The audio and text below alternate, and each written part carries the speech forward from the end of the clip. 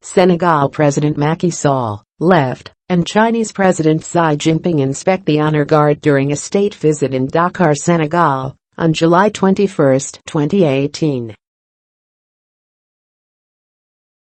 AP, by Richard Aidoo October 16 at 6 a.m. Just how entrenched is China in Africa these days? The Forum on China-Africa Cooperation, FOCAC, in Beijing in September, highlighted China's expansive economic diplomacy and $60 billion pledge in no-strings-attached development assistance.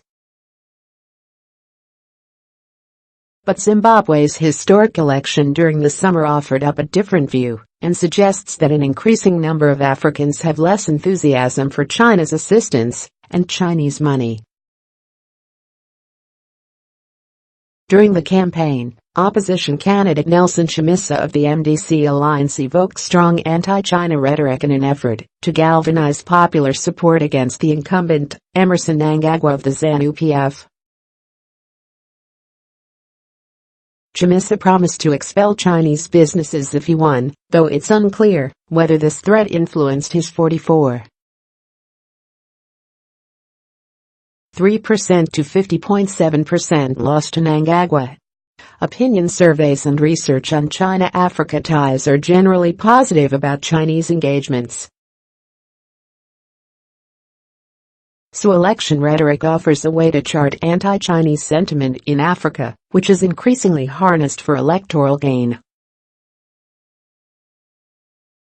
One often-cited example is Zambia's 2011 election, when challenger Michael Sata frequently denounced Chinese businesspeople as profiteers. Sata's anti-Chinese sentiment struck a chord with voters and helped him defeat incumbent President Rupiah Banda. But is this an emerging pattern, or a sporadic political occurrence in African elections? With China as a popular development partner for many African countries, and provider of infrastructure and financial resources, here are 4 reasons why anti-China rhetoric nevertheless has some appeal. 1. African elections are essentially about the economy, and China is a significant economic player. Beijing has edged out Western economies to become the most crucial economic partner to many African countries, which have diverse needs and resources. With South Africa's unemployment rate expected to reach more than 26% in 2018, even the continent's top performers and Beijing's major partners need to increase trade and investments and build resilient economies that provide and protect jobs. The stakes are high, as over 1/3 of African workers fall below the poverty line of $1.90 a day. China is offering no-strings-attached aid to Africa. Here's what that means. For pro-China African politicians and incumbents, China-Africa engagement means immense job creation, much-needed infrastructure, and, most significantly, the chance to meet electoral promises with an injection of foreign capital with few conditions. The anti-China view, alternatively, sees the opportunity to remind voters of high rates of unemployment, particularly among the youth, and stir up popular anger to defeat incumbency. Opponents can blame the incumbents' willingness to accept an expanding Chinese economic influence that fails to address the country's economic woes, but if they win, they may decide to follow through with their anti-China pronouncements, or not.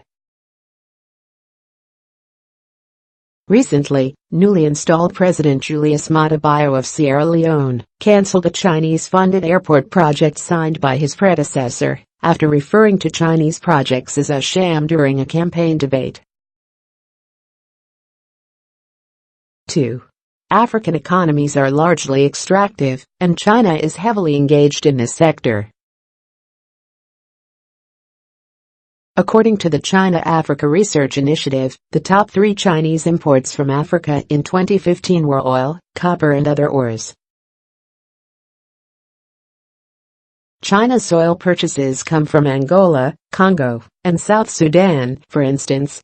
Zambia's exports to China largely consist of copper, and its neighbor Zimbabwe sends nickel and other precious stones to China.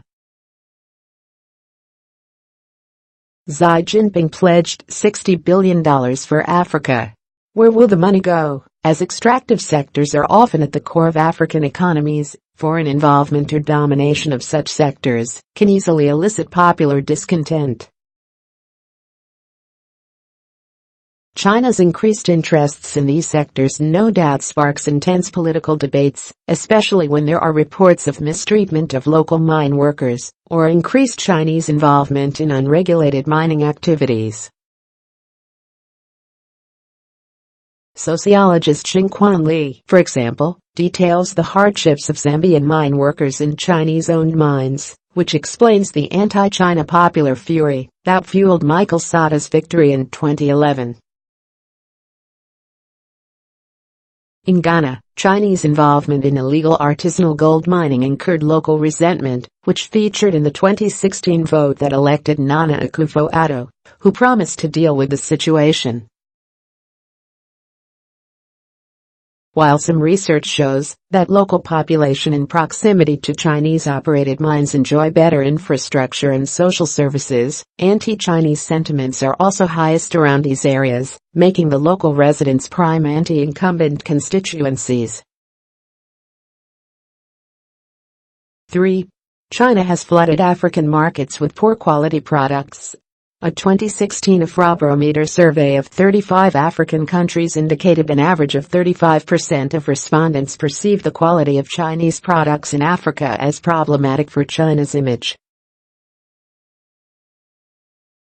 Despite the benefits of providing cheaper options of products to African consumers with meager incomes, consumers don't want to see substandard materials in infrastructure building or risk purchasing fake pharmaceutical products. And some African politicians often like to remind voters that cheap Chinese textiles and other goods compete with local products.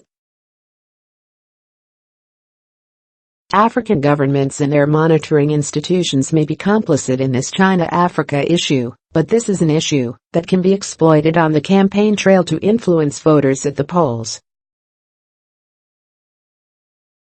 China-Africa military ties have deepened. Here are 4 things to know. 4. The ghost of colonialism hangs over China-Africa relations.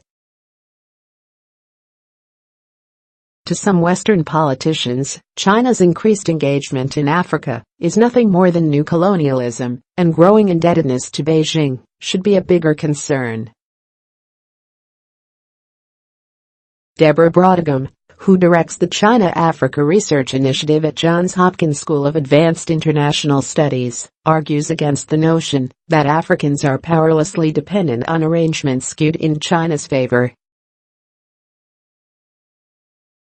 African politicians tend to make this association, not only as a cautious reminder, but because this is a deeply emotive claim that encourages Africans to challenge a repeat of the continent's not-too-distant history.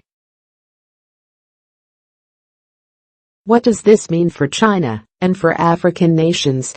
For global China, the benefits of increased economic engagement in Africa and becoming the continent's preferred development partner comes with the burden of ensuring the viability and sustainability of these projects. A politically stable Africa would likely enhance these benefits, but Africa's vibrant democratic cultures may sometimes feature not-so-friendly political rhetoric. For Africans in an economically and politically dynamic continent, the current increase in Chinese investments and loans mean China may remain a major factor in future African elections. Richard Aidoo is Associate Professor of Politics and Assistant Dean at Thomas W. and Robin W. Edwards College of Humanities and Fine Arts, Coastal Carolina University.